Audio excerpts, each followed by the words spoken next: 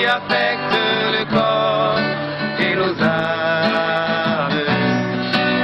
La pollution, l'insalubrité, le déboisement,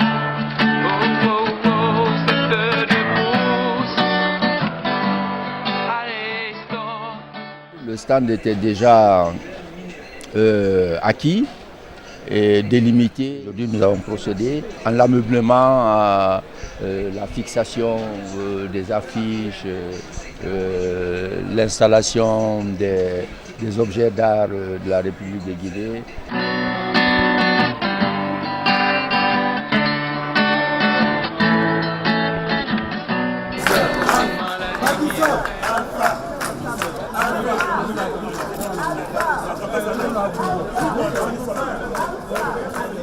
L'Union européenne a pris un engagement très ferme de nous accompagner entre 2016 et 2020 pour 5 gigawatts. Et cela s'est concrétisé tout de suite par le financement d'un certain nombre de projets que nous allons annoncer lors du sommet de l'Union africaine en janvier à Addis Abeba.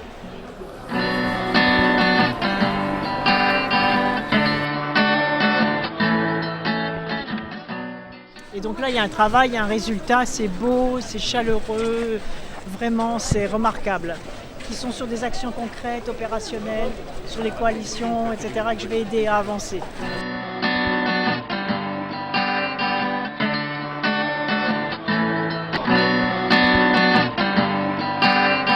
La présidente de la COP 21 a passé le tablier à Monsieur le Président de la COP 22, mais dans son discours, elle a répété que la COP 22 de Marrakech est une COP d'action. C'est une COP où les pays qui ont pris des engagements pendant la COP 21 et qui ont réalisé ces engagements, qui ont mis en œuvre ces engagements, seront bénéficiaires des financements qui ont été annoncés pendant la COP 21.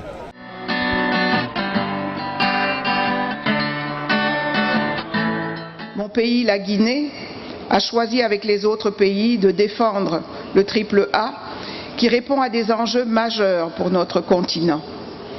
Être le porte-parole de l'adaptation de l'agriculture africaine au changement climatique, notamment dans les négociations climat.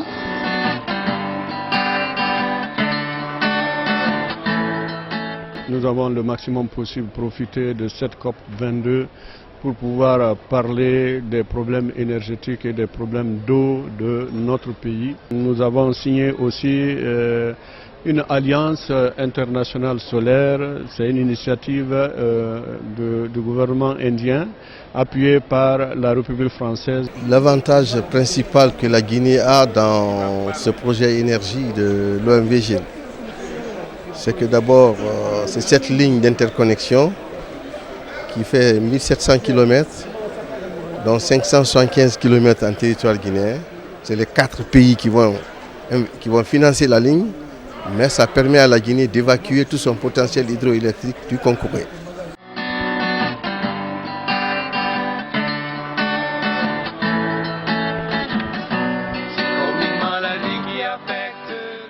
Le sommet, le roi Mohamed VI, donc Sa Majesté, a réuni les présidents, les chefs d'État, les chefs de gouvernement africains pour continuer de parler d'une seule voix et s'organiser pour que les 10 milliards d'euros promis par nos partenaires puissent commencer à entrer dans les projets africains.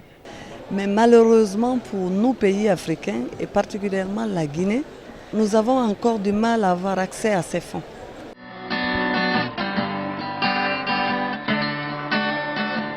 Par rapport aux initiatives africaines, nous avons principalement 3. Vous avez les initiatives sur les ressources renouvelables, dont notre chef d'État est leadership. Vous avez les initiatives sur l'agriculture, il y a aussi le financement.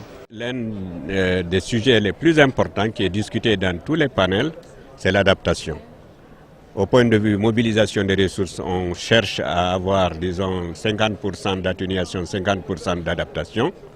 Au point de vue, disons, des discussions légales, là aussi, on est en train de chercher justement comment y arriver. La COP 22 vise deux problèmes. Le problème d'initiative sur l'adaptation de l'agriculture et le problème des énergies renouvelables. Marrakech doit lancer l'initiative globale sur les énergies renouvelables, accompagnée de l'efficacité énergétique. D'ici 2050, il peut y avoir 35,4% de baisse de précipitations. Je dis encore, c'est des hypothèses. En matière de changement climatique, rien n'est précis. Donc, tout le monde, c'est sur les hypothèses. Donc, les projections d'ici 2100, alors, si cette tendance se maintient, nous aurons 40,4% de baisse du taux de précipitation selon le plan d'adaptation au changement élaboré en 2007.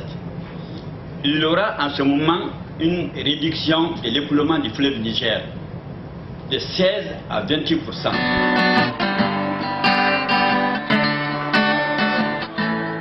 Les dérèglements climatiques hypothèquent non seulement les cultures que nous faisons aujourd'hui. Je voudrais profiter de cette occasion pour parler, surtout pour faire un plaidoyer par rapport aux femmes du secteur agricole et le changement climatique. Le partenariat que je viens de signer avec l'agence marocaine pour l'efficacité énergétique vise le renforcement des capacités en ce qui concerne l'efficacité énergétique et en ce qui concerne la promotion de vulgarisation des équipements qui rentrent dans l'efficacité énergétique.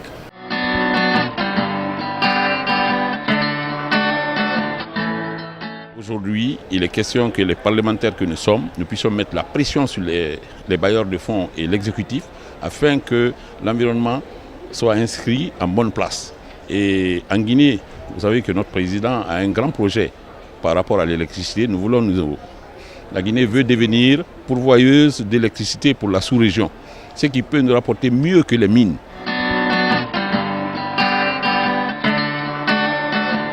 En Congo, nous avons suivi la délégation guinéenne. On a été pour informer la population sur ce qui s'est passé. Parce que le président de la République était là, nous avons également suivi sa visite au stand et aussi le panel qu'il a eu à diriger en sa qualité de coordonnateur des énergies renouvelables pour l'Afrique, où il a même reçu le trophée de la planète. En dehors des plénières, nous avons suivi les contributions des autres pays dans le cadre des contributions déjà maintenant déterminées, puisqu'il est question de mettre en pratique quelles sont les mesures que les autres pays ont prises et quel conseil on peut donner à notre gouvernement en tant que structure de coordination et de suivi. Puisque pour le moment, cette contribution est dans les lettres de mission du département. Nous avons donc essayé de prendre au maximum de l'expérience à partir des autres pays pour pouvoir voir qu'est-ce qu'il faut appuyer, surtout au niveau des finances, pour que le gouvernement appuie et contribuer quand même pour rendre efficace la participation guinéenne aux différentes COP. Comme une maladie qui affecte le corps et nos âmes.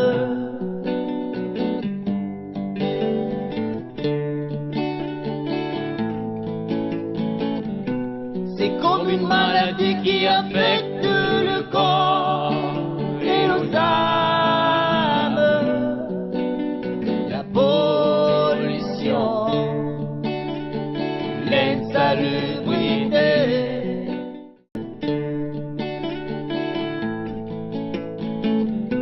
C'est comme une maladie qui affecte le corps.